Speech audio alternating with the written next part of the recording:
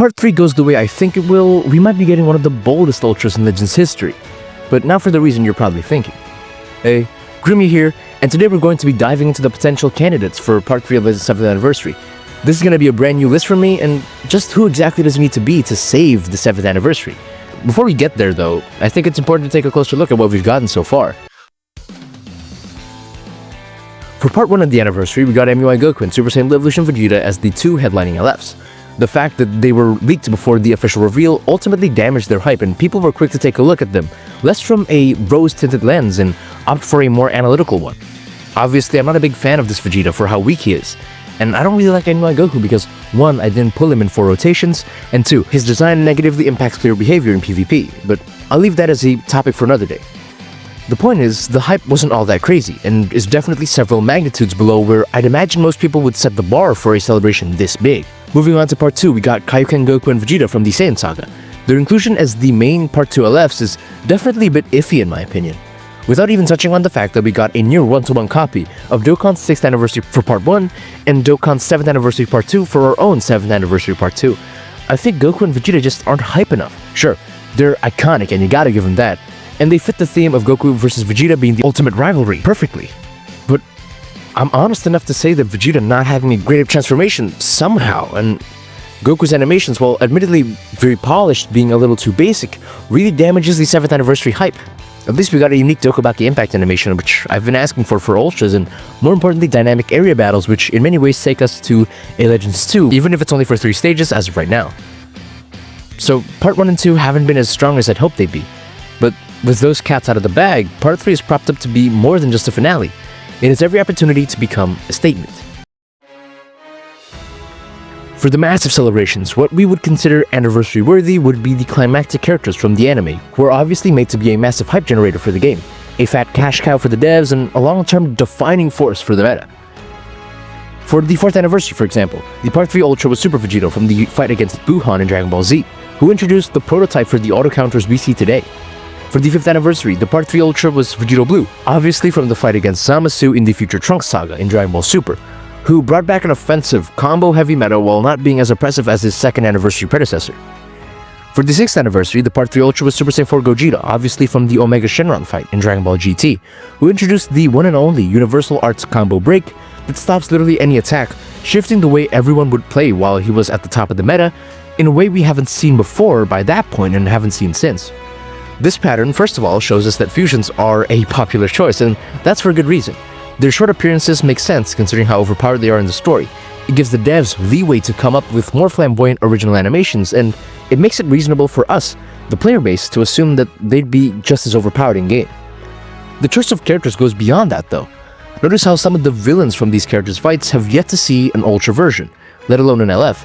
The devs put an emphasis on anniversary-worthy Ultras as these characters were on the protagonist's side of an important fight in their respective series. I think it's fair to stress this beyond fusions. If we also take a look at Legends Festivals, for example, the dev team clearly isn't scared of dropping a UI Sign Goku or Gohan Beast and actually having a successful hype rollout. From there, we also need to look at the theme of the current 7th anniversary as it's been going on thus far. There's a clear emphasis on Goku and Vegeta as ultimate rivals, so it's reasonable to think that the Ultra will remain loyal to this theme as the Part 1 and Part 2 characters did. So keeping all that in mind, here's where I think Part 3 is headed, specifically the candidates for who I think is going to be the Ultra. Before the 7th anniversary kicked off, I was really confident it was going to be him, but I think MUI Goku releasing as an LF in Part 1 really damages his chances of seeing an Ultra version in Part 3. Obviously having too evasive with his evasive unique gauge, Ultra Instinct unique gauge obviously, and overly passive units in the meta at the same time with perfect team synergy is absolutely dangerous and unhealthy for the sport of the game. The more you think about it, the more unlikely it becomes that MUI Goku would be the Part 3 Ultra. So as an Ultra candidate, while he is relevant and fitting to the criteria we set before, MUI Goku is redundant in terms of character choice and unhealthy in terms of how he'd shift and alter the meta. And those two reasons are enough to eliminate him from the realm of possibilities, at least with the way I see things. We have yet to see Super Saiyan 3 Mini Vegeta anywhere in the game, so this choice logically makes sense. We also have to remember that this works really well with the rivalry theory, because it has always been a running joke that Super Saiyan 3 is a Goku-only form, only for Vegeta to essentially upend that sentiment in Daima. Taking a deeper look though, there are more hype characters who are involved in more important fights. The form has no real iconic moment to represent either, so there's just not enough going for this particular Vegeta form, and you could apply this to any other Vegeta form in any part of Dragon Ball actually. Super Saiyan 4 Vegeta, for example, from Dragon Ball GT, simply isn't, I wouldn't say not ultra-worthy, but anniversary-worthy? I don't think so.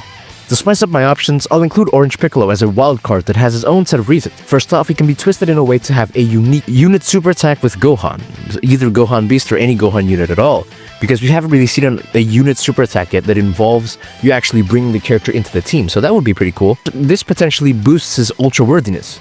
He's part of the Cell Max fight, which is an important fight obviously in Dragon Ball Super Superhero, and there are certainly some animations worth exploring from the character. Yes, he obviously doesn't fit very well with the Ultimate Rivals theme, and that's why I categorized him as a wildcard in the first place. Though, if you look at things in a negative or pessimistic light, this anniversary has featured important and iconic characters, but have been incapable of actually creating hype surrounding those characters.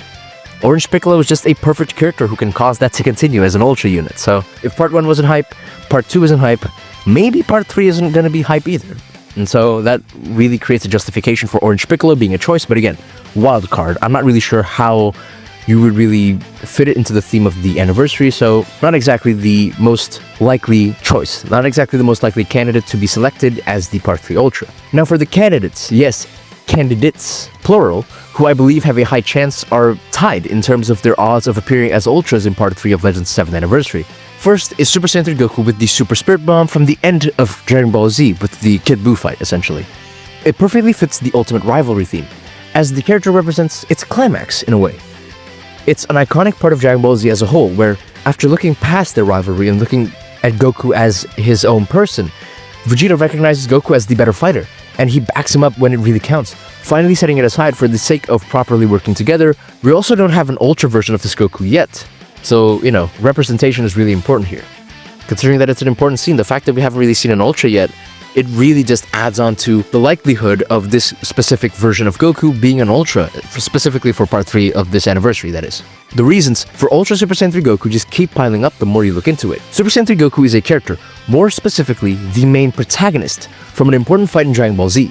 He has the Super Spirit Bomb, which can be integrated into the character's gimmick or special attack in some way, like with an active gauge, like with Gohan Beast, for example, or maybe with a unique gauge, like the original tag version with Super Saiyan 3 Goku and Super Saiyan 2 Vegeta. And the character himself is taken from an important point of Goku and Vegeta's relationship as the ultimate rivals. Overall, Super Saiyan 3 Goku wins if you're looking for an iconic character. From there, we, unfortunately, have our second candidate, Super Saiyan 4 Daima Goku. An important point to be made about this character is that he matches the pattern set by past anniversaries. The 4th anniversary Ultra was from Dragon Ball Z.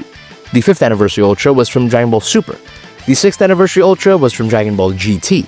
And let's be real here, we're not going to have OG Dragon Ball be the one that comes next as the series where an Ultra is going to be taken from, especially for an event as important as an anniversary, right? So Dragon Ball Daima fits the next Ultra perfectly. Super Saiyan 4 Goku is certainly a more recent and naturally popular option, and that's mainly thanks to Daima being the more recent series compared to Dragon Ball Z, where the previously mentioned Super Saiyan 3 Goku is from. You also have that realm-piercing Kamehameha, which could also be represented in the character. And in the 7th anniversary exclusive story, original story that is, Goku and Vegeta make a point to each other about how they continue to push past what the other is capable of. If one gets good, the other's gonna try to get better. As Vegeta reaches Super Saiyan 3 in Daima, and essentially equalizing with Goku, Goku then reaches a new level of power in Super Saiyan 4.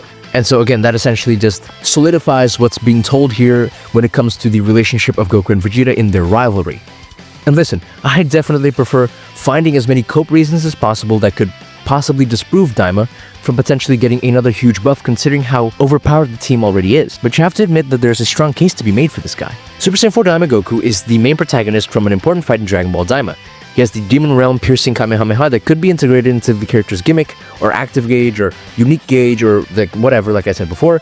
And the rivalry relationship represented with Vegeta repeats the sentiment carried by the characters in the exclusive story written by the devs themselves. Overall, Super Saiyan 4 Daima Goku also wins if you're looking for a modern or recently popular option. And yeah, those are all the cards I have, and they're all on the table. Now, I want to hear from you.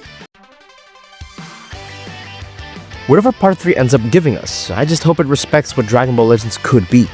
I've had my gripes with Ultra units in the past, and there are occasionally recycled animations or uninspired kits. But right now, the ball is in the devs' court. They're the ones who need to remember that Ultras are made to raise the bar, especially a higher level of quality when it comes to character animations. Any of these characters I mentioned as potential candidates could be game-breaking, not just in terms of their kits, their abilities, but also their animations and generally their quality. How far the devs could really push the quality in terms of aesthetics in Dragon Ball Legends as part of a celebration as big as the 7th anniversary. And if I'm right, that might just happen. And so if you want to know more about what the devs need to fix with Ultra units in general, you can find my video on that here. Comment who you think might just be the Part 3 Ultra, especially if I didn't think to include them in my list of candidates. And yeah, I think that's gonna do it for this video. Bye, thanks for watching, never stay perfect, always get better. Peace.